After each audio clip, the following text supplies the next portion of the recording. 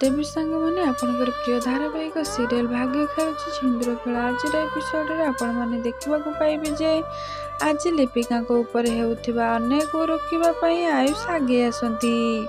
हाँ दर्शक बंधु, आज लिपिका घर जीवा समय रे आयुष आसी तांको अटकाई निज स्वामीर कर्तव्य करी कहिबे तमे एठू कुआड़ भी जाई परिबनी। आउ तापरे आयुष को मामा निज पुओ को लिपिका सपटरे कहिबारे देखि आश्चर्य होई कहिबे तू ये कौन करुछु आयुष, तो मुंड कौन खराब हो गलानी ना कौन? ए झियो तो जेजेमांकर जीवन नेबा पई चेष्टा करुथिला। आउ एबे आयुष कहे बास मामा ए झियो जीवन बंचई पारे किंतु कहा जीवन नहीं पारे नहीं। आउ एते बेले आयुष को कथा सुनी तांका मामा पूरा निशब्द होई जांती। आउ तापरे आयुष कहिबे जे पर्यंत कौनसी प्रमाण मिली नाही आउ से लाल रंगर मेडिसिन न मिली से पर्यंत ये कुआड़े भी जाई परिबे नाही।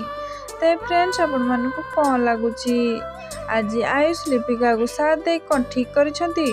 जदि हाँ कमेंट रे बोली लिखंतु। आज वीडियो भल लगे लाइक शेयर सब्सक्राइब करंतु।